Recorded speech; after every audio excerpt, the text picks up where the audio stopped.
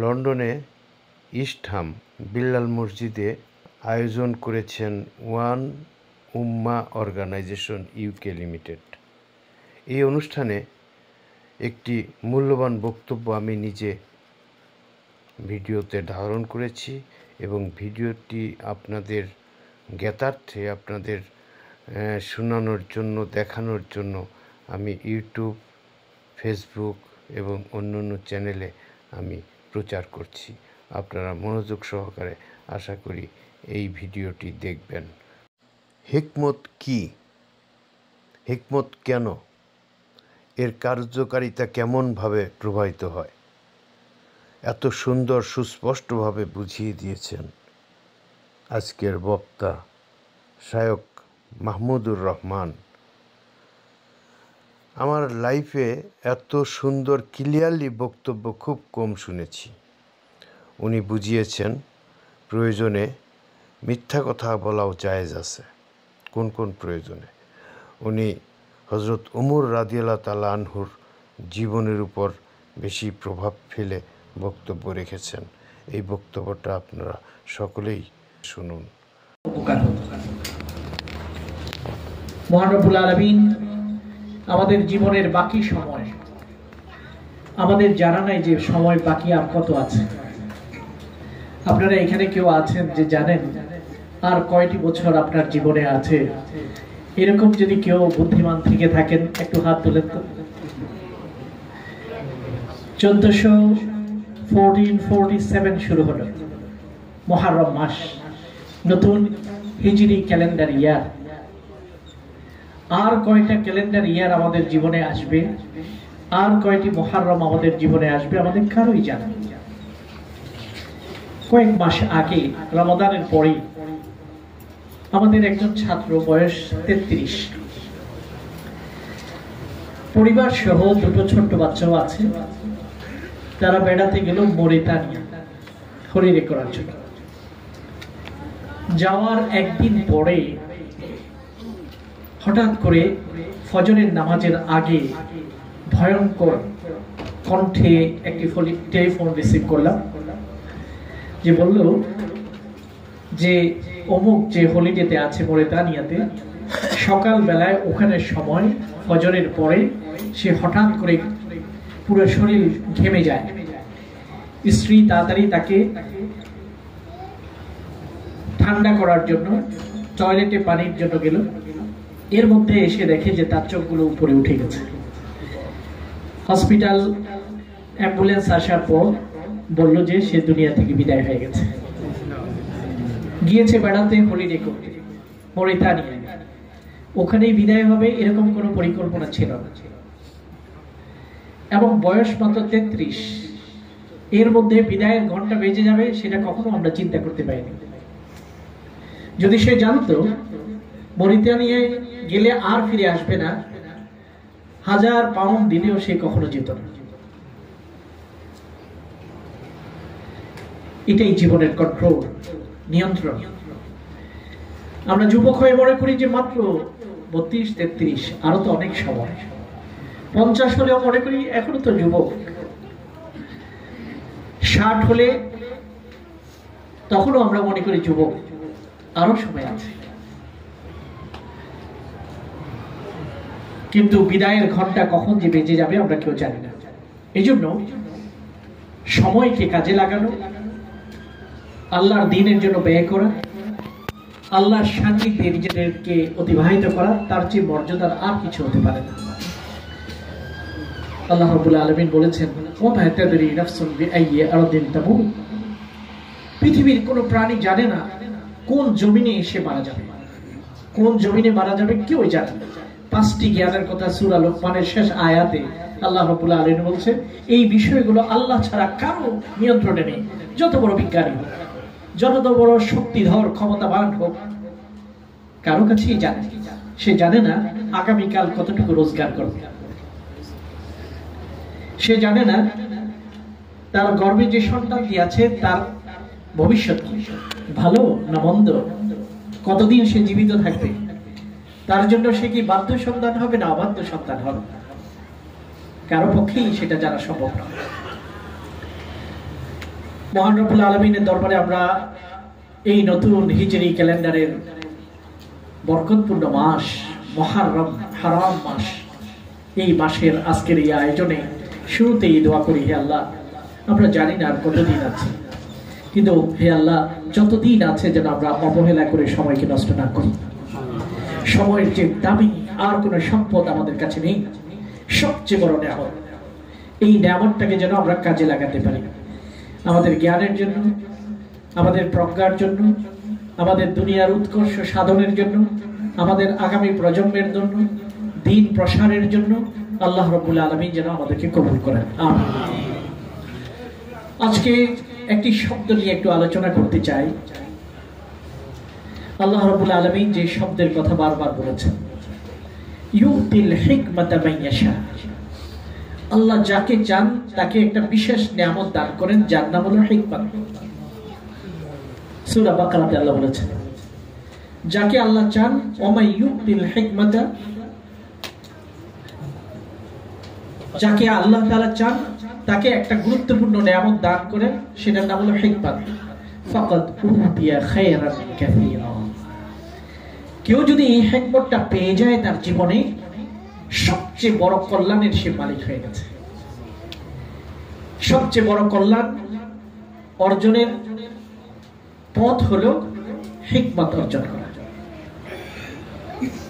হিকমত মানে নবী, আল্লাহ নবীদেরকে প্রেরণ করা হয়েছে, সর্বশেষ নবী মুহাম্মদুর রাসূলুল্লাহ সাল্লাল্লাহু আলাইহি ওয়াসাল্লামকে প্রেরণ করা হয়েছে যে মিশনগুলো নিয়ে। তার মধ্যে একটা মিশন হলো ওয়া ইউআল্লিমুহুমুল কিতাবা ওয়াল হিকমা।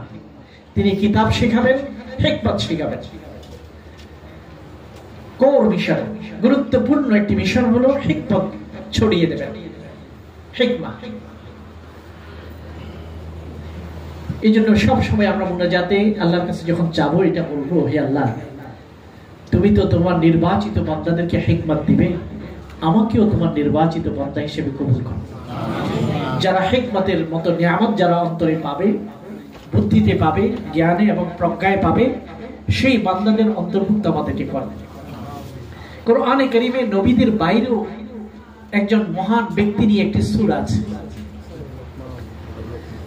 সেই সূরাটির নাম হলো সূরাতুল লুকমান। এবং লুকমান আলাইহিস সালামের পরিচয় আল্লাহ এইভাবে শুরু করেন, ওয়ালাকাদ আতাইনা লুকমানাল হিকমা। এটা হলো প্রথম ইন্ট্রোডাকশন। লুকমান কে? লুকমান হলো ওই ব্যক্তি যাকে আমি হিকমা দিয়েছি। তিনি নবী ছিলেন না, তবে তার মর্যাদা হলো তিনি হিকমত পেয়েছেন। এই জন্য হিকমা শব্দটা অত্যন্ত প্রিয় আমাদের, কারণ কোরআন বারবার বলেছে। হযরত দাউদ আলাইহিস সালামের কথা যখন বলেছেন যে আমি তাকে ওয়াতাইনাহুল ইলমা ওয়াল হিকমা, তাকে আমি হিকমত দান করেছি, নবুয়ত এবং হিকমত দান করেছি। হযরত ইউসুফ আলাইহিস সালাম সম্পর্কে বলেছেন আমি তাকে হিকমত দান করেছি। তাহলে এটা অনেক দামি জিনিস, এটা অর্জনের জন্য একটা লোভ থাকতে হবে। কোরআনে কারীম যেহেতু বারবার এটার জন্য আমাদেরকে প্রলোভিত করেছে, আল্লাহর কথার ভঙ্গিটা এমন, যাকে চান তাকে তিনি হিকমত দেন, আর যাকে হিকমত দিয়েছেন তাকে অনেক কল্যাণ দিয়েছেন। এটা মানে কি তুমিও হিকমত চাও, তুমিও হিকমত অর্জনের জন্য চেষ্টা করো। আল্লাহ আমাদেরকে প্রলুব্ধ করেছেন, লোভ লাগিয়েছে। অনেক কল্যাণের মালিক হতে চাও, হিকমত অর্জন করো। হিকমতটা কি? সংক্ষেপে যদি আমরা বলি, তাফসীর তাবারীতে যেমন এই আয়াত, সূরা বাকারার এই আয়াত হিকমতের ব্যাখ্যায় বলেছেন গভীর আন্ডারস্ট্যান্ডিং, ডিপ আন্ডারস্ট্যান্ডিং। কোরআনে কারীমকে পড়া শুধু নয়, বরং কোরআনে কারীমের গভীর জ্ঞানটাকে অর্জন করতে পারে। সবসময় সঠিক বিষয়টা চিন্তার মধ্যে আসে। যে কোনো জায়গায় দাঁড়িয়ে যখন আমরা দেখি যে এদিকেও রাস্তা ওদিকেও রাস্তা, কোন রাস্তায় গেলে সঠিক হবে, আমরা ধাঁধাতে পড়ে যাই। সেই মুহূর্তে যদি আল্লাহ হিকমত দেওয়ার মানে হলো সঠিক পথটাই আমি বের করতে পারব, এটাকে বলা হয় হিকমত। কথা বলার সময় জটিল একটা পরিস্থিতিতে আমি পড়ে গেলাম, এই প্রশ্নের কি উত্তর দেব? এই পরিস্থিতিতে আমি কি করব? আল্লাহ যাকে হিকমত দান করেছেন সে সঠিক চিনবে, এমন ভাবে বলবে যে সেখানে আর কোনো ধাঁধা থাকবে না, আর কোনো কনফিউশন থাকবে না। সঠিক সময়ে সঠিক সিদ্ধান্ত নিতে পারা, এটা হিকমত। সঠিক বিষয়টা বুঝতে পারা, এটা হিকমত। অনেক পরে কি হবে আগে থেকে অনুভব করতে পারা, এটা হিকমত। আবেগে ভেসে না যাওয়া, বরং গভীর চিন্তা দিয়ে অনুভব করা। এই জন্য মুসলমান কখনো ধূর্ত হয় না, অতি চালাক হয় না, কিন্তু একজন মুসলমান বুদ্ধিমান হয়। হযরত ওমর সবসময় বলতেন, লাস্তু বিল খিব্বি ওয়ালাল খিব্বু ইয়াখদাউনি। আমি ধূর্ত চালাক না, তবে কোন ধূর্ত চালাক আমাকে বোকা বানাতে পারবে না। কি বলেছেন হযরত ওমর রাদিয়াল্লাহু তাআলা? একজন চোর ধরা পড়ল, হিকমতের বাস্তব রূপটা হযরত ওমরের প্রতিটি স্টেপে কথায় বের করা যায়। 1400 বছর আগে এমন নিয়ম কানুন করেছে, হযরত ওমরের জীবনীটাই শুধু পড়ে। তাহলে আপনি বুঝতে পারবেন হিকমত কাকে বলে, কিভাবে আল্লাহ হিকমত দান করেন। একজন মরুচারী, বলা যায় অশিক্ষিত বর্তমান সময়ে কথায়, কিন্তু এমন রাষ্ট্র নিয়ম নীতি তিনি প্রতিষ্ঠা করেছেন এবং পরিচালনা করেছেন, আজকের সময়েও সেটা আমরা বাস্তবায়ন করতে পারি। যত ওনার সম্পর্কে পড়ি, ওনার লেখা পড়ি, ওনার ব্যাপারে লেখা পড়ি, থ হয়ে দাঁড়াতে হয়। আল্লাহ যে বলেছেন হিকমত, এই হিকমতের বাস্তব নমুনাগুলো আমরা দেখতে পাই। একজন চোর ধরা পড়ল, তাকে শাস্তি, ইসলামী নিয়ম অনুযায়ী শাস্তি দেওয়ার জন্য তিনি রায় দিলেন। সে বলল, আকুতি করে বলল, আল্লাহর দোহাই দিয়ে আমিরুল মুমিনিন আপনাকে বলছি, আমার পরিবার না খেয়ে মারা যাবে। আমি এবার প্রথম মাত্র করেছি অন্যায়, আর জীবনে কখনো করি নাই, প্রথমবার, এবারের মতো আমাকে ক্ষমা করে। তার আকুতি, বলার ভঙ্গি দেখে যে কোনো মানুষ, দয়াদ্র মানুষের মন গড়ে যান। হযরত ওমর বলেন, খবরদার, তুমি এটা প্রথমবার কখনো করতে পারো না। ওনার কাছে কোনো গোয়েন্দা রিপোর্ট ছিল না যখন তিনি এই কথা বলছেন, গোয়েন্দা কোনো রিপোর্ট ছিল না, ব্যাকগ্রাউন্ড কোনো রিপোর্ট ছিল না, কিন্তু হযরত ওমরের প্রজ্ঞা, কখনো এটা প্রথমবার হতে পারে না, তোমাকে শাস্তি দেয়া হবে। আল্লাহ কখনো কোনো বান্দাকে প্রথমবার গুনাহ করলে অপমান করেন না। আল্লাহ ধৈর্যশীল, আল্লাহ হালিম, আল্লাহ সবুর। অন্যায় করছো, সাথে সাথে শাস্তি দিবে, এটা আল্লাহ কখনো করেন না।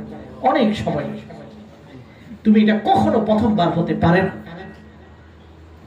হযরত আলী রাদিয়াল্লাহু তাআলা আনহু বললেন, হযরত ওমরের এই কথা শুনে আমার মধ্যে কৌতূহল জাগলো। হযরত ওমর কি করে এই কথা বললেন? আমি তদন্ত করব, গভীরভাবে তদন্ত করব, আসলে কি এটা প্রথমবার ছিল না আগেও সে চুরি করেছে। তদন্ত করার জন্য কে লেগে গেছেন? হযরত আলী রাদিয়াল্লাহু তাআলা। বিচার শেষ হয়ে যাওয়ার পরে ওই লোকটার পিছনে হযরত আলী গেলেন। তার উদ্দেশ্য হলো, তার কিউরিওসিটি, কৌতূহল, যে হযরত ওমর কি করে বললেন এটা প্রথমবার নয়। তখন তাকে জিজ্ঞাসা করলেন, আমি তোমাকে আল্লাহর দোহাই দিই বলে, তুমি সত্য বলো, শাস্তি তো হয়ে গেছে, এখন আর সত্য বললে কোনো অসুবিধা নেই। তুমি কি এটা কি প্রথমবার চুরি করেছিলে? লোকটি বলল যে না, এখন তো আর সত্য স্বীকার করতে কোনো অসুবিধা নেই, এটা 21তম বার, 21 বারে আমি ধরা পড়েছি। হযরত ওমর কি করে জানলেন? দূরদর্শিতা, দূরদর্শিতা, এটাকে বলা হয় হিকমত। আল্লাহ রাব্বুল আলামিন এটাকে দান করেন। কিভাবে হিকমত আমরা অর্জন করতে পারবো, অর্জন আসবে, সেটা পরে বলবো। আগে হিকমতটা কেমন, তার বাস্তব কিছু দৃষ্টান্ত আমরা দেখতে পাই। এই জন্য হযরত ওমর রাদিয়াল্লাহু তাআলা আল্লাহ রাসূলকে বিভিন্ন সময় বিভিন্ন অনুরোধ করেছিলেন। তখনও কোনো ওয়াহী নাযিল হয়নি ওই বিষয়ে, কিন্তু দেখা যায় পরক্ষণেই আল্লাহ রাব্বুল আলামিন কোরআনের আয়াত যেটা নাযিল করেছেন, ঠিক হযরত ওমর যেটা বলেছেন কোরআনের আয়াতে সেই কথাটি আল্লাহর রাসূলের উপর নাযিল হয়েছে। এইরকম ঘটনা ঘটেছে একবার দুইবার না, 17 বার। কয়বার? 17 বার। এটাকে বলা হয় মুলহামাত উমর। হযরত ওমরের আগে থেকে আল্লাহ তাআলা ইলহাম করেছেন, ইন্সপাইরেশন দিয়েছেন, প্রজ্ঞা দিয়েছেন, যেটা দিয়ে তিনি অনেক আগেই বুঝেছেন। মদ নিয়ে যখন মদ পান করা নিয়ে মুসলমানরা ব্যস্ত, তখন হারাম হয়নি। কেউ পড়ছে মদ পান করে, একটা পার্টি ছিল, মদ পান করে নামাজে দাঁড়ালো, কুল ইয়া আইয়ুহাল কাফিরুন লা আ'বুদু মা তা'বুদুন, জায়গায় পড়ছে আ'বুদু মা তা'বুদুন, মদ পান করেছে। হযরত ওমর আল্লাহর কাছে দোয়া করে, হে আল্লাহ, বাইয়িন লানা বায়ানান শাফিয়ান ফিল খাবার, হে আল্লাহ, আমাদেরকে মদ দিয়ে কংক্রিট হুকুম আপনি দান করেন। তিনি চাচ্ছিলেন এটা হারাম হয়ে যায়, কিন্তু আল্লাহ রাব্বুল আলামিন সব আইনগুলোকে একদিনে দান করে দেন। মক্কায় দিয়েছেন নামাজ, সাথে সাথে রোজার কথা বলেন নাই, যাকাতের কথা বলেন নাই। মদিনায় আসার পরে দ্বিতীয় বছরে দিয়েছেন রমাদানের রোজা 1 মাস, যাকাত, তারপরে শেষ দিকে গিয়ে হজ। এটা হলো হিকমত। একসাথে সবকিছু বোঝা মাথার উপর আল্লাহ দেন, ধীরে ধীরে মানুষকে তৈরি করেছেন। এটাই হলো দাওয়াত। আপনার ছেলে মেয়েকে সবকিছু একদিনই করে ফেলবেন, ভেঙে ফেলবেন, সেটা না, ধীরে ধীরে আপনার প্ল্যান থাকবে। এত বছর বয়স হয়েছে, আমি কি কি তার উপর অ্যাপ্লাই করব, আগামী বছর তার জন্য কি অ্যাপ্লাই করব। এই জন্য আল্লাহ রাব্বুল আলামিন যখন এই দাওয়াতের কথা বলেছেন হিকমতের মাধ্যমে দাওয়াত দেবেন। উদউ ইলা সাবিলি রাব্বিকা বিল হিকমতি ওয়াল মাউইযাতিল হাসানাহ, কৌশল, বুদ্ধি, প্রজ্ঞার মাধ্যমে মানুষকে দ্বীনের পথ দেখাবে, তাহলে সে বিচ্যুত হবে না, সেটাকে গ্রহণ করবে। মদকে প্রথমবার আল্লাহ হারাম করেন নাই, 4টি স্টেজে কোরআনের 4 রকম আয়াত নাযিল হয়েছে। কখনো আল্লাহ এতটুকু বলেছেন, মদের মধ্যে কল্যাণ আছে, তবে তার অকল্যাণ বেশি। সূরা বাকারা। এটার মানে মানসিকভাবে তাদেরকে তৈরি করছে। তারা এতদিন অভ্যস্ত, কোনো পার্টি মদ ছাড়া হয় না। মদ নিয়ে তারা কবিতার পর কবিতা আবৃত্তি করেছে জাহেলি যুগে। মদ যারা সার্ভ করে তাদেরকে বলে সাকি। সাকিদের বিবরণ দিয়ে তাদের কবিতার কোনো শেষ নেই। জাহেলি যুগে বড় বড় কবিরা মদ নিয়ে কবিতা রচনা করেছে। প্রথম দিনে ইসলাম কবুল করে এটা হারাম হয়ে গেলে তাদের জন্য মানা কঠিন হতো। একের পর এক আল্লাহ রাব্বুল আলামিন হারাম করেছেন। বলেছেন প্রথমে এটাতে অনেক অকল্যাণ আছে, তারপরে আল্লাহ রাব্বুল আলামিন বলছেন মদ পান করো, তবে নামাজের সময় না। একটু একটু রেস্ট্রিকশন আসছে। ফাইনালি সূরা মায়েদার আয়াত নাযিল হয়ে গেছে। সেখানে বলা হয়েছে ইন্নামাল খামরু ওয়াল মাইসিরু, জুয়া, মদ, আরো এই জাতীয় জিনিসগুলো রিজসুন মিন আমালি শাইতান, এটা নাপাক কাজ, ফাজতানিবু, দূরে থাকো, এটা হারাম হয়ে গেছে। তখন এত দিনে মানসিকভাবে প্রস্তুত হতে হতে মুসলমানরা এই পর্যায়ে গেছে, মদ পান করছিল গলার ভিতরে অর্ধেক, মুখে অর্ধেক। আয়াতটি তেলাওয়াত কানে ঢুকেছে, সাথে সাথে যতটুকু সম্ভব বাইর করে ফেলে দিয়েছে। সকলের ঘরে ঘরে স্টক ছিল মদের, অ্যালকোহল, বড় বড় মটকায়, সবগুলোকে মদিনার রাস্তার মধ্যে তারা ফেলে দিয়েছে। মদিনার রাস্তা যেন মদের জোয়ার, প্লাবন। ওই পর্যায়ে যাওয়ার আগে আল্লাহ তৈরি করেছেন, এটাকে বলা হিকমত। কিভাবে তৈরি করেছেন? সুকৌশল। এই জন্য হযরত ওমর রাদিয়াল্লাহু তাআলার জীবনে আমরা এই হিকমতটা দেখতে পাই। এমন একটা বিচক্ষণতা আল্লাহ দান করেছেন। এটাকে অবশ্য আরেকটা শব্দ বলা হয় ফারাসাত। আল্লাহ রাসূল বলেন ইত্তাকু ফারাসাতাল মুমিন, ঈমানের গভীরতা যারা অর্জন করে, গভীর মুমিন যারা হয়ে যায়, তাদের দৃষ্টি থেকে আল্লাহকে ভয় করো। তাদের দৃষ্টির ভিতর তোমার ভিতরে ঢুকে যেতে পারবে তারা। এরকম পাওয়ারও একসময় আল্লাহ তাআলা বান্দাকে দান করে। ফারাসাতাল মুমিন, তারা গায়েব জানে না, কিন্তু আল্লাহ তাদের দূরদর্শিতা এমন দেয় আপনাকে স্ক্রিন করে ফেলেন, স্ক্রিনিং করে ফেলেন।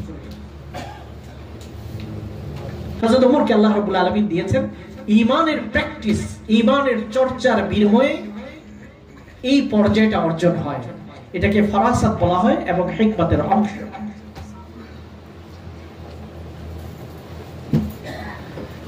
পারিবারিক জীবনে আমাদের হিকমত দরকার। একজন লোক এসেছে হযরত ওমর রাদিয়াল্লাহু তাআলা আনহুর কাছে, বলল আমার স্ত্রীকে আমি তালাক দিতে চাই। কেন, কি দোষ তার? কারণ তার প্রতি আমার আকর্ষণ, আমি তাকে ভালোবাসি না, সেই জন্য আমি তালাক দিতে চাই। হযরত ওমর রাদিয়াল্লাহু তাআলা আনহু তার জ্ঞান এবং প্রজ্ঞায় একটি বাক্য বললেন, তুমি তার প্রতি ভালোবাসা অনুভব করো না, এই জন্য তোমার ঘরকে ভেঙে দিতে চাও, সংসারকে ভেঙে দিতে চাও? তিনি একটি প্রশ্ন করেছেন। এই প্রশ্নটি হলো শুধু একটা প্রশ্ন না, একটা থিওরি। তিনি বলেছেন আবুনিয়াত কুল্লুল বুয়ুতি আলাল হুব, আবুনিয়াত কুল্লুল বুয়ুতি আলাল হুব, প্রত্যেকটি সংসার কি ভালোবাসার উপর দাঁড়িয়ে আছে? প্রত্যেক সংসারে ভালোবাসা হবে না। ভালোবাসা না হোক, মানবতা থাকবে। ভালোবাসা না থাক, কেয়ার থাকবে, যত্ন থাকবে। ভালোবাসা না থাক, সম্প্রীতিপূর্ণ সহ অবস্থান থাকতে হবে। যদি ভালোবাসাকে মেপে মেপে আপনি পরিবারগুলো দেখেন, প্রায় পরিবারকে ভেঙে দিতে হবে। ভালোবাসা হোক, এটাই আমরা চাই। প্রতিটি পরিবারে ভালোবাসা হোক, এটা বিশেষ একটা নিয়ামত, বিশেষ একটা প্রশান্তি। আল্লাহ বলেছেন ওমিন আয়াতিহি আন খালাকা লাকুম মিন আনফুসিকুম আজওয়াজা লিতাসকুনু ইলাইহা ওয়া জাআলা বাইনাকুম মাওয়াদ্দাতান ওয়া রাহমা।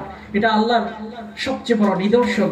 দুইজন অপরিচিত নর এবং নারী বিবাহের মাধ্যমে যখন সম্পৃক্ত হয়, বিবাহ বন্ধনে আবদ্ধ হয়, তখন তিনি তাদের মাঝে ভালোবাসা সৃষ্টি করেন, দয়া সৃষ্টি করেন। এটা আল্লাহর বিশেষ নিয়ামত। ঈমান এবং আমলের কারণে আল্লাহ তাআলা এটা তৈরি করে দেন। কিন্তু কখনো কখনো যদি এটা তৈরি নাও হয়, এটার মানে এই নয় যে ঘরটাকে ভেঙে দিতে হবে, এটার মানে এই নয় যে সংসারটাকে ভেঙে দিতে হবে। মানবিক ব্যবহারের মাধ্যমে স্বামী তার স্ত্রীর প্রতি, স্ত্রী তার স্বামীর প্রতি, মানবিক ব্যবহার, এই মানবিক ব্যবহারের উপর একটা পরিবার টিকে থাকতে পারে মজবুত হয়েও। যদিও ভালোবাসা থাকলে সেটা স্ট্রং, সিমেন্টের মতো, কংক্রিট। কিন্তু এর বাইরেও আমি ভালোবাসি না, সেই জন্য আমি তালাক দিতে চাই, এই কথা হযরত ওমর গ্রহণ করেন। তুমি ভালোবাসো না, কিন্তু মিথ্যা বল, আমি ভালোবাসি। একজন লোক ইবনে আবি বারজা, সে বিবাহ করতে তালাক দিত। তার একটা বদনাম হয়ে গেছে সমাজে। তার বদনাম গোছানোর জন্য কেন সে তালাক দেয়, এটা বোঝানোর জন্য একটা কাজ করে।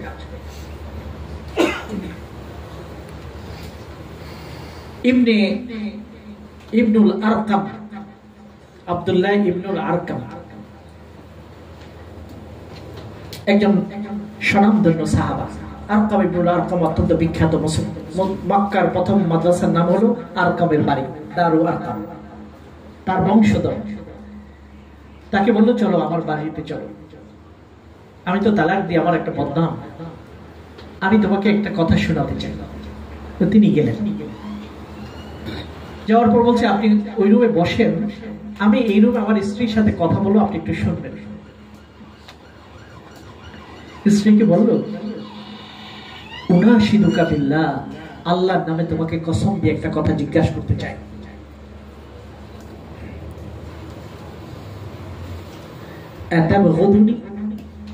তুমি কি আমাকে ঘৃণা করো? আল্লাহর নাম দিয়ে তোমাকে জিজ্ঞাসা করছি। মহিলা বলল লা তুনাশিদনি, তুমি আল্লাহর নামে জিজ্ঞাসা করিও না আমাকে। সে বলল না, আমি আল্লাহর নামেই তোমাকে জিজ্ঞাসা করি, সত্য বল। মহিলা বলছে আমি তোমাকে ঘৃণা করি। আব্দুল্লাহ ইবনে আল আরকাম হযরত ওমরকে গিয়ে নালিশ দিয়েছেন তার খেলাফত, যে ওই মহিলা বলছে তার স্বামীকে সে ঘৃণা করে। হযরত ওমর রাদিয়াল্লাহু তাআলা আনহু ওই মহিলাকে ডাকলেন এবং বললেন, তুমি কি সেই মহিলা যে বলে বেড়াচ্ছ তোমার স্বামীকে তুমি ঘৃণা করো? মহিলাটি বলল, আমিরুল মুমিনিন, আসল কথা হলো এই, আমার স্বামী আমাকে বলে আল্লাহর নাম নিয়ে তোমাকে জিজ্ঞাসা করছে। আমি তাকে বলছিলাম আল্লাহর নাম নিয়ে বলিও না। এখন আমিরুল মুমিনিন আপনিই বলেন, আল্লাহর নাম নিয়ে কসম করে সে বলেছে আমি কি ঘৃণা করি কিনা, এবার কি আমি মিথ্যা বলতে পারি? হযরত ওমর কি বলছেন? ইকযিবি, মিথ্যা বলবে। হযরত ওমরের শাসন এবং দূরদর্শিতা, এই ক্ষেত্রে তুমি মিথ্যা বলবে একটা পরিবারকে রক্ষা করার জন্য, একটা সংসারকে বাঁচানোর জন্য। মিথ্যার মতো জঘন্য গুনাহ, আলা লানাতুল্লাহি আলাল কাযিবিন, যে মিথ্যা বলে তার উপর আল্লাহ লানত, আল্লাহ নিজে কোরআনে বলেন, আর হযরত ওমর বলে ইকযিবি, মিথ্যা বলবে। এখানে ছিল হযরত ওমরের দূরদর্শিতা। মিথ্যা বলতে বলেন নেই, বলেছেন তুমি ঘৃণা করো, এই কথা মুখে বলার দরকার নেই। ভালোবাসা এবং ঘৃণা তোমার অন্তরে থাকবে, কিন্তু তুমি সুন্দর অবস্থান করবে না, মানবিক অবস্থান করবে, সুন্দর ব্যবহার করবে। এই সুন্দর ব্যবহার করতে করতে এক পর্যায়ে ভালোবাসা সৃষ্টি হয়ে যায়। গাড়ি যখন স্টার্ট নেয় না, আমরা কি করি? ধাক্কা দিতে থাকি। কতদূরে গেলে কতটুকু যখন যায় অটোমেটিক স্টার্ট নিয়ে যায়। পরিবারেও যখন স্টার্ট নিচ্ছে না, ভালোবাসা তৈরি হচ্ছে না, তখন কি আপনি ভেঙে দিবেন? তখনই গাড়িটা স্টার্ট নিচ্ছে না, তখনই আপনি গাড়ি ভেঙে ফেলবেন না, পিছনে ঠেলেন, দুইজনে মিলেই ঠেলবেন পরিবারকে। একটা পর্যায়ে স্টার্ট নিয়ে ফেলবেন, দেখা যাবে একজন আরেকজনের জন্য পাগল হয়ে গেছে। হযরত ওমর বলেন মিথ্যা বলো। এই মিথ্যা বলা, এই নির্দেশের ভিতরেই তার দূরদর্শিতা আছে। এটা হিকমত, এটা ফিকহের আইন যদি আপনি পড়েন পৃষ্ঠা উল্টান ওখানে পাবেন। এটা বিশেষভাবে আল্লাহ তাআলা দান করেন।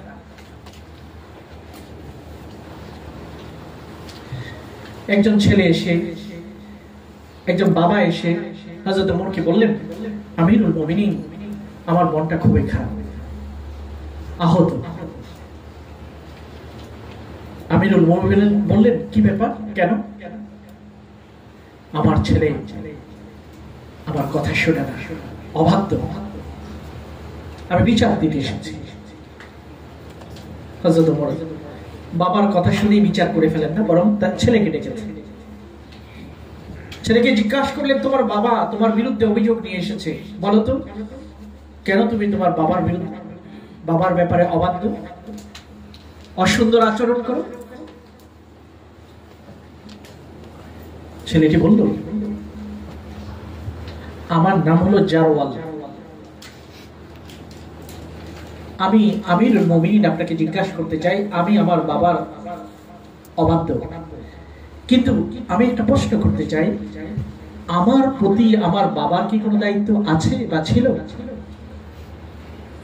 আমিরুল মুমিনিন, অবশ্যই একজন বাবা তার সন্তানের প্রতি দায়িত্ব তো থাকবেই। কি দায়িত্ব আমিরুল মুমিনিন আমাকে একটু বলেন।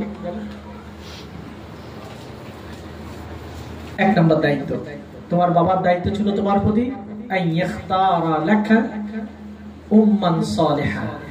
তোমার জন্য একটা ভালো মা নির্বাচিত করা। বিয়ের আগে থেকে প্রতিটি পুরুষের দায়িত্ব শুরু হয় নেক্সট জেনারেশনের প্রতি। আপনি বিবাহের জন্য এই মেয়ে ওই মেয়ে দেখতে যাচ্ছেন, এটা শুধু আপনি একজন স্বামী এবং পুরুষ হিসেবে দেখতে যাচ্ছেন না, বরং আপনার দায়িত্ব এখন থেকে শুরু হয়ে গেছে। আপনি যাকে নির্বাচিত করতে যাচ্ছেন শুধু স্ত্রী না, একটা মা নির্বাচিত করতে যাচ্ছেন, আগামী প্রজন্মের মা। সেটাকেও চিন্তা রেখে আপনাকে নির্বাচন করতে হবে।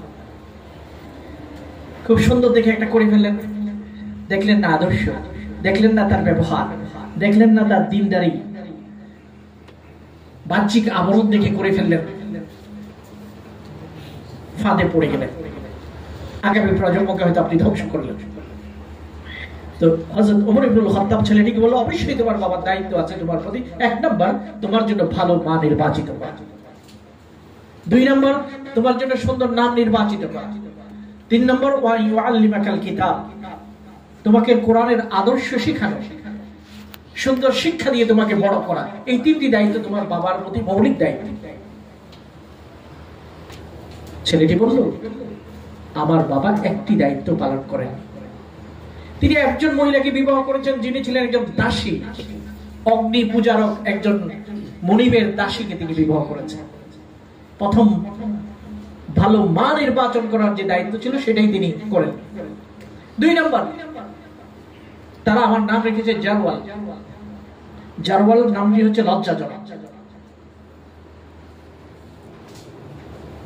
3 নম্বর, কখনো আমাকে কোরআনের কোনো আদর্শ শিখান। এবার আপনি বলুন কিভাবে আমি তার প্রতি বাধ্য হব? যে বিচার নিতে আসছে এখন সে আসামি হয়ে গেছে। হযরত আমিরুল মুমিনিন বললেন, বাস্তবে কি তাই? তুমি তোমার ছেলের বিরুদ্ধে অভিযোগ করেছো, কিন্তু তোমার ছেলে বলছে এই, তুমি কি এটা স্বীকার করো? লোকটি মাথাকে নিচু করল। এই জায়গায় হযরত আমিরুল মুমিনিন সকলের উদ্দেশ্যে 3টি মৌলিক দায়িত্ব বাবার কাঁধে দিয়ে গেছেন। বাধ্য সন্তান চাও, ভালো সন্তান চাও, তোমার মনকে আনন্দিত করবে এরকম সন্তান চাও, চোখে শীতল করবে এরকম সন্তান চাও, 3টি দায়িত্ব পালন করো। সুন্দরী নারী বিবাহ করো না, ভালো নারী বিবাহ, আদর্শ নারী বিবাহ করো। সুন্দর দেখার আগে আদর্শ দেখো, ভালো পরিবার দেখো, এবং সুন্দর নাম নির্বাচিত করো। রাসূলুল্লাহ প্রচুর মানুষের নামকে পরিবর্তন করে দিতেন। একজন মহিলা এসেছে, তাকে জিজ্ঞাসা করলেন, তোমার নাম কি? মহিলাটি বলল, আমার নাম আসিয়া। আসিয়া মানে গুনাহগার, নাফরমান। রাসূলুল্লাহ সাথে সাথে বলেন, বাল আনতি জামিলা। তোমার নাম আসিয়া না, তোমার নাম জামিলা, তুমি সুন্দর। পরিবর্তন করে দিয়েছেন। এরকম আরো প্রচুর নাম রাসূলুল্লাহ পরিবর্তন করেছেন। কেউ যদি আল্লাহ রাসূলের পরামর্শ অনুযায়ী পরিবর্তন না করে, তাদের জীবনে অনেক সাফারিং এসেছে। একজন লোক এসেছে, তাকে জিজ্ঞাসা করলো, তোমার নাম কি? আমার নাম হুজর। হুজর মানে হলো পেরেশান। রাসূলুল্লাহ সাল্লাল্লাহু আলাইহি ওয়াসাল্লাম বলেন, বাল আনতা সাহাল। তোমার নাম সাহাল। সাহাল মানে যার জন্য সবকিছু সহজ। লোকটি বলেন, না না, আমার বাপ দাদা যেটা রেখেছে এটা আমি পরিবর্তন করব না। এই হুজরের ছেলেই আল্লাহ রাসূল সাহাবী, তিনি বলল, আমার বাবার এই অবাধ্যতার কারণে পুরো জীবন তিনি পেরেশানিতে ছিলেন। তাহলে নাম নির্বাচন করো সমাজে গুরুত্বপূর্ণ। আপনি রাখা নামটা আজকে ছোট বাচ্চা বলে আদর করে একটা নাম রাখছেন, কিন্তু আগামী দিনে এটা তার জন্য লজ্জাজনক হয়ে যেতে পারে। বল্টু, জন্টু, আরো কত কি। বল্টু ভাই মানুষ বলা শুরু করবে, আলেম হয়ে গেলে বল্টু, আলেম মাওলানা বল্টু, কি লজ্জাজনক হবে। আপনি নাম নির্বাচন করতে পারেন। এই জন্য ভালো নাম নির্বাচন করা একজন বাবার সবচেয়ে বড় দায়িত্ব। নবীদের নামে নির্বাচন করা, আল্লাহর নামের সাথে সম্পৃক্ত করে আব্দুল্লাহ, আব্দুর রহমান সবচেয়ে সুন্দর নাম আল্লাহ রাসূল বলেছেন। তবে ওইটাই শুধু রাখতে হবে। সবাই আব্দুল্লাহ হয়ে গেলে তো আবার পরিচয় পাওয়া যাবে না। নবীদের নামে রাখা যায়, ভালো অর্থবোধক নাম রাখা যায়। এই জন্য হিকমত আমাদের পরিবারে লাগবে। বাবা হিসেবে আমার মধ্যে হিকমত লাগবে, দূরদর্শিতা লাগবে। একটা ছেলেকে কখন আমি ধমক দেব, আমার দূরদর্শিতা থাকতে হবে। কখন তাকে আদর করব, আদর করে নষ্ট করা যাবে না, ধমক দিয়ে দূরেও সরানো যাবে না। এখানে একটা মেজারমেন্ট আছে, মাপ আছে। একটু এদিক ওদিক হয়ে গেলে সন্তান পথ হারা হয়ে যাবে, আমার থেকে দূরে সরে যাবে, অথবা বকে যাবে। সব জায়গায় এই মেজারমেন্টটাই হলো হিকমত। কতটুকু আদর, কতটুকু ধমক, স্ত্রীর সাথে ব্যবহারে, স্বামীর সাথে ব্যবহারে হিকমত। সবকিছুর পরিমাপ বুঝতে পারা, সঠিক সিদ্ধান্ত নিতে পারা, যথাসময়ে, সেটাকে বলা হয় হিকমত। আল্লাহ তাআলা হযরত লোকমানকে দিয়েছেন।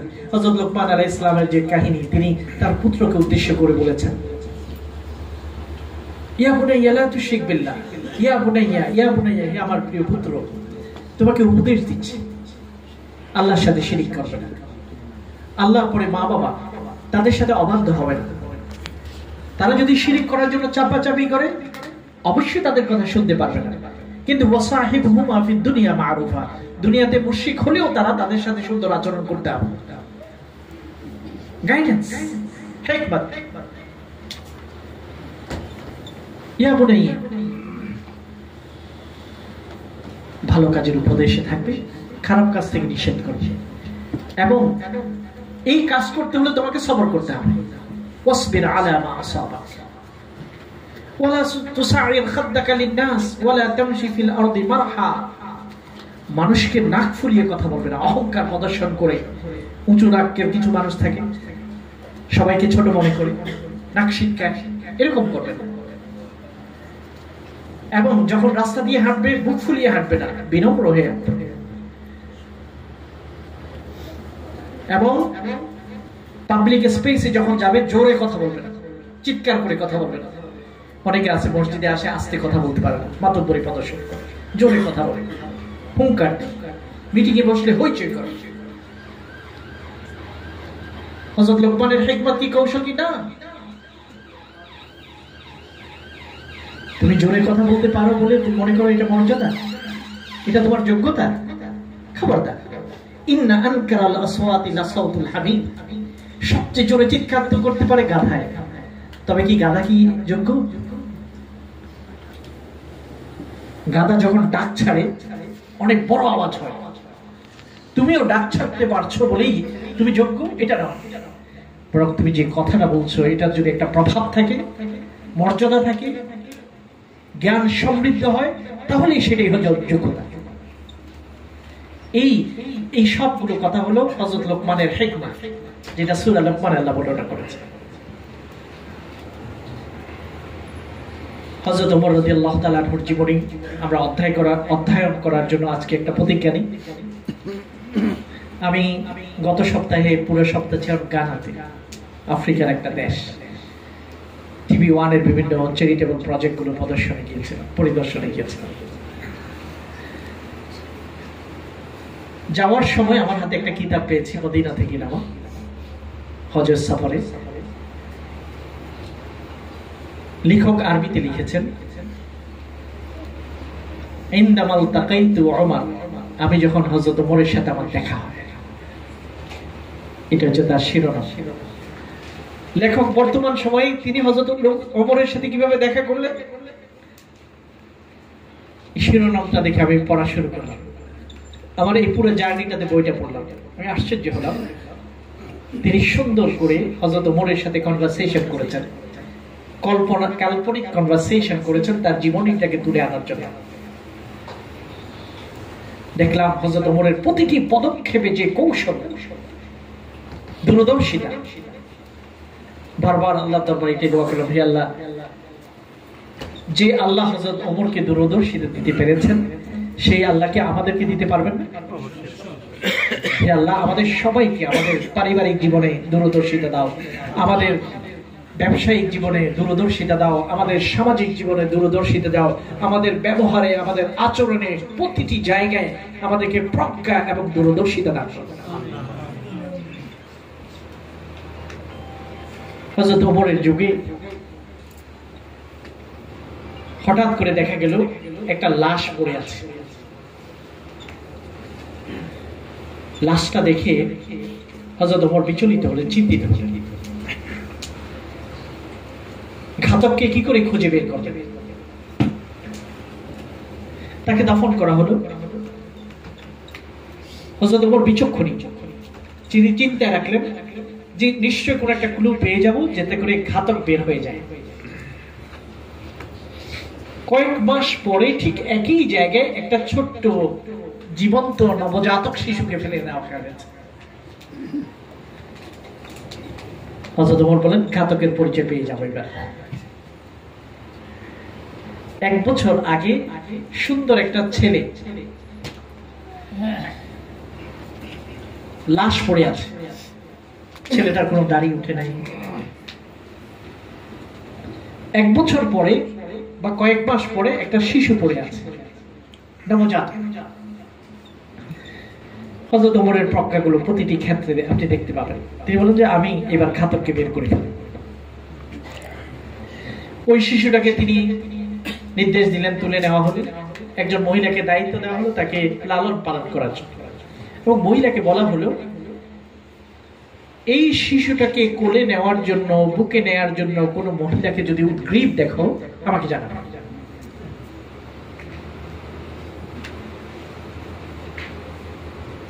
কিছুদিন পরে একটা মেয়ে আসলো, কাজের মেয়ে, এসে বলল আপনার শিশুটাকে আমার মালিক বলছেন একটু নিয়ে যেতে, এই শিশুটাকে একটু দেখতে চায়। তো মহিলাটি বলল কোনো অসুবিধা নেই, তাকে নিয়ে যাও, আমিও তোমার সাথে আসছি। তো শিশুটাকে নিয়ে একটা ঘরে গেল, ঘরের ভিতরে একজন আনসারী সাহাবীর ঘর, তার ঘরের ভিতরে নিল। নেওয়ার পরে একটা মেয়ে, ঘরের মেয়ে, ওই বাচ্চাটাকে কোলে নিল, খুব আদর করলো, আবার দিয়ে দিল। ওই মহিলা বাচ্চাটা নিয়ে আবার ফিরে চলে আসলো।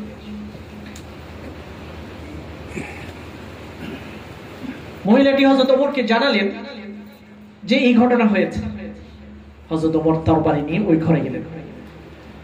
দরজার বাইরে যখন গেলেন সেখানে দেখতে পেলেন আনসারী সাহাবীটি বসে আছে। তিনি জিজ্ঞাসা করলেন, হযরত ওমর আপনাকে ওয়েলকাম, আসেন। তিনি বললেন আপনার মেয়ে কোথায়, আপনার মেয়ে কেমন? তিনি বললেন আমার মেয়ে তো খুবই দিনদার, খুবই ভালো মেয়ে। বলছে মাশাআল্লাহ, আমি তার সাথে একটু দেখা করতে চাই, তাকে আরো ভালো হওয়ার জন্য আমি উপদেশ দেব। ভিতরে গেলেন, মেয়েটিকে বললেন যে আমি তোমার সাথে একটু কথা বলতে চাই। সবাইকে বললেন আশেপাশে তোমরা সবাই বের হয়ে যাও। হযরত ওমর মেয়েটিকে তরবারি দিয়ে বললেন সব কথা বলো সঠিকভাবে, কি হয়েছে? মেয়েটি বলল আমি সব বলব। আমার ঘরে মা নেই, একজন বয়স্ক মহিলা আমাদের কাজের জন্য আসতো, আমার মায়ের মতো, সে আমাকে মায়ের মতো সেবা দিত। কিছুদিন পর সে বলল যে আমাকে একটু দূরে যেতে হবে আমার বাড়িতে, আমার একটা সন্তান আছে, তাকে তোমার কাছে রেখে যেতে চাই, যতদিন আমি বাইরে থাকবো এখানে যেন যত্নে থাকে। সে বলছে কোনো অসুবিধা নেই। তাকে রেখে গেল। সন্তানটি দেখতে মনে হয় মেয়ে, খুব সুন্দর। সেজন্য ওই মেয়েটা তাকে মেয়ের মতো আচরণ করেছে, ঘরের ভিতরে রেখেছে, গল্প করেছে, মেয়ে মেয়ের সাথে যেভাবে চলে সেভাবে চলেছে। মেয়েটি বলল একদিন হঠাৎ রাতে সে আমাকে ঘুম পাড়িয়ে দিল। গভীর রাতে আমি দেখতে পেলাম সে আমার গায়ের উপর উঠেছে এবং একজন স্বামী স্ত্রী যা করতে চায় সে করছে। আমি হতবাক হয়ে গেলাম, আমি তো জানতাম সে একটা মেয়ে। আমি আমার চতুর্দিকে হাত দিয়ে একটা তরবারি পেয়েছি, তরবারি দিয়ে তাকে আমি শেষ করে দিয়েছি। আমার বাবা কিছুই জানেন না, আমি তাকে ফেলে দিয়েছি বাইরে। কিন্তু ওই রাতেই আমার গর্ভে সন্তান চলে আসে এবং সন্তানটাকে বাবার জায়গায় আমি ফেলে আসছি। আমি জানি কেউ না কেউ লালন পালন করে তাকে রাখবে। হযরত ওমর রাদিয়াল্লাহু তাআলা আনহু বললেন আমি তোমাকে সাধুবাদ জানাই, যে নিজের সম্ভ্রমকে রক্ষা করার জন্য লড়াই করতে পারে, আমি তাকে সাধুবাদ জানাই। আল্লাহ তোমার দোষটাকে গোপন রেখেছে, সেই জন্য আমি কাউকে বলতে চাই না, তবে মদিনার প্রতিটি মেয়েকে আমি বলতাম তোমার ঘটনা, যাতে করে নিজেদের সম্ভ্রম রক্ষা করার জন্য, ইজ্জত রক্ষা করার জন্য তারা যেন এভাবেই আত্মবিশ্বাসী। হযরত ওমর রাদিয়াল্লাহু তাআলা আনহু বের হয়ে আসলেন এবং আনসারী সাহাবীকে বললেন তুমি সঠিক বলেছো, তোমার মেয়েকে সঠিকভাবেই তুমি লালন পালন করেছো। কিন্তু ঘটনা বলেন হযরত ওমর কাউকে কখনো অপমান করতে চাইতেন না এবং ওই বাচ্চাটিকে আবার মেয়েটির কাছে ফেরতও দেননি, কারণ ফেরত দেওয়ার মানেই তো ঘটনা প্রকাশ করা।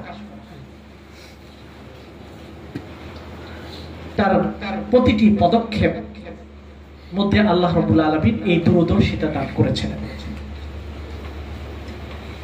এই জন্য হযরত ওমরের যুগে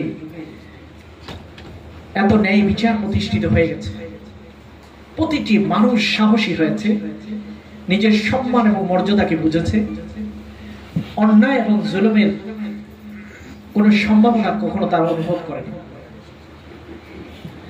একজন দোষীকে শাস্তি দিতে হবে, তবে তার চেয়ে বেশি দিলে তিনি, যিনি বেশি শাস্তি দিয়েছেন তাকেই তিনি ধরেছেন। একেবারে মাপা মাপা।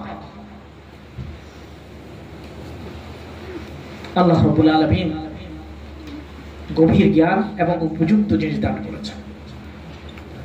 প্রশ্ন জায়গায় আমরা কি করে হযরত ওমরের এই হিকমত অর্জন করতে পারি? আমাদের অন্তরেও কিভাবে সঠিক সময়ে সঠিক বিষয় আসবে? এক নম্বর হলো ঈমান চর্চার মাধ্যমে। যারা আল্লাহর সাথে আল্লাহর ভয়কে অন্তরে ধারণ করবে, আল্লাহ রাব্বুল আলামিন তাদের অন্তরে একটা নূর তৈরি করেন, ওই নূর দিয়ে তারা দেখতে পায়। ঈমানকে চর্চা করা, ঈমানকে শিখা। আল্লাহ রাব্বুল আলামিন সব করেন, আল্লাহর কাছে আমাকে ফিরে যেতে হবে। আল্লাহ আমাকে দেখছেন, আমার প্রতিটি শব্দকে তিনি শুনছেন। আমার চোখের কোণা দিয়ে আমি কোন দিকে তাকাই কেউ দেখে না, কিন্তু আল্লাহর সিসিটিভিতে ধরা পড়ে। এই ভয় যাদের অন্তরে তৈরি হয়, এটাকে বলে তাকওয়া, এবং এটাই হলো হিকমতের দিকে নিয়ে যাবে। 2 নম্বর, কিতাবকে শেখা। কিতাব মানে হলো কোরআন। কোরআনকে পড়া, বুঝা, গভীরভাবে হৃদয়ঙ্গম করার জন্য চেষ্টা করার মাধ্যমে হিকমত তৈরি হবে। ওয়ায়ুআল্লিমুহুল কিতাব ওয়াল হিকমা, কিতাবের মাধ্যমে হিকমত আসবে। 3 নম্বর, ওয়ায়ুযাক্কিহিম, যারা ভালো মানুষদের সাথে থাকে এবং ভালো সোহবত, ভালো কোম্পানিতে থাকে, আল্লাহ ওয়ালা মানুষদের সোহবতে যারা থাকে। হযরত ওমর আল্লাহ রাসূল এবং আবু বকরের কোম্পানিতে ছিল, সাহচর্যে ছিল। আল্লাহ রাব্বুল আলামিন তাকে নূর দান করেছেন। পুরো সময় হযরত ওমর আল্লাহ রাসূলের পাশে ছিল। হযরত আবু বকরের জামানায় তিনি তার ডান হাতের মতো ছিলেন। এই সোহবতের ভিতর দিয়ে আল্লাহ তাআলা তার মধ্যে নূর তৈরি করেছেন। এই জন্য সাহচর্য লাগবে। শুধু কিতাবি বই পড়ে হবে না, শুধু অনেক লাইব্রেরিতে গিয়ে হবে না, ডিগ্রি দিয়ে হবে না, সেগুলো লাগবে। তবে শুধু সেটা দিয়ে হবে না, বরং প্রজ্ঞাবান মানুষদের সাথে সময়কে ব্যয় করতে হবে। আল্লাহর ভয়, কিতাবের জ্ঞান, ভালো মানুষের সোহবত, এগুলোর ভিতর দিয়ে আল্লাহ রাব্বুল আলামিন মানুষের অন্তরে হিকমত তৈরি করে দেন। এই জন্য সে ভুল পথে যাবে না, পথচ্যুত হবে না, অন্যায় সিদ্ধান্ত গ্রহণ করবে না, সঠিক সময়ে সঠিক সিদ্ধান্ত গ্রহণ করবে। এটার মানে হলো আল্লাহ তাকে হিকমত দান করেছেন। মহান রব্বুল আলামিন আজকে আমরা যারা এখানে উপস্থিত হয়েছি, আমাদের সবাইকে যেন হিকমতের আলোয় সমৃদ্ধ করে দেন। আমাদের সন্তানদেরকে যেন আল্লাহ হিকমত ওয়ালা মানুষ বানায়, তারা যেন আল্লাহর নূর দিয়ে দেখতে পায়, ভালো এবং খারাপকে যেন পার্থক্য করতে পারে। মাইক্রোস্কোপ দিয়ে যেমন ভাইরাস দেখা যায়, ঈমানের চোখ দিয়ে যেন আমরা অন্যায়ের ভাইরাসটা ধরে ফেলতে পারি। অস্পষ্ট জিনিসগুলো যেন আমাদের কাছে স্পষ্ট হয়ে যায়। আগামী কয়েক বছর পর কি হবে সেটা যেন এখনই আমরা সেটার ধারা অনুভব করতে পারি। আল্লাহ সেই তৌফিক আমাদেরকে দান করুন। আজকে আপনাদেরকে হোমওয়ার্ক, আগামী বছরের আগে আগে হোমওয়ার্ক হযরত ওমরের জীবনী পুরোপুরি পড়ে শেষ করবেন। হিকমত সম্পর্কে আরো পড়াশোনা করবেন। যত পড়বেন এই জিনিসগুলো আপনার জীবনে আসবে। তাদের এই পথ দেখানো পথে যখন আমরা চলবো, তখন আমাদের কথা দিয়ে হিকমত বের হবে, আমাদের কাজ দিয়ে হিকমত বের হবে, আমাদের পরিবারটাও হিকমতের পরিবার হয়ে যাবে। আল্লাহ রাব্বুল আলামিন ওয়ান উম্মাহকে যেন কবুল করেন। ওয়ান উম্মার যে প্রজেক্ট, ইসলামিক স্কুল করা, মাদ্রাসা করা, মসজিদ করা, আল্লাহ তাআলা এই বড় চিন্তাগুলোকে যেন সহজ করে দেন। ইসলামিক স্কুল কেন? কারণ হিকমত। আগামী প্রজন্মকে হিকমত সমৃদ্ধ প্রজন্ম করতে হলে আমাদের জন্য দরকার হলো ইসলামিক স্কুল, পরিবেশ, সোহবত এবং সুন্দর ছাঁচে আমাদের আগামী প্রজন্মকে যেন আমরা গড়ে তুলতে পারি। মহান রব্বুল আলামিন ওয়ান উম্মার সকল ভালো চিন্তাগুলোকে যেন কবুল করেন। আপনারা ঐক্যবদ্ধ থাকবেন, আরো অন্যদেরকেও সংযুক্ত করবেন, শক্তিশালী একটা ওয়ান উম্মাহ কমিউনিটি গঠন করবেন ইনশাআল্লাহ। মহান রব্বুল আলামিন আপনাদের এই ভালো প্রয়াসেও আমাদেরকে যেন সঙ্গী থাকার তৌফিক দান করেন। আমিন।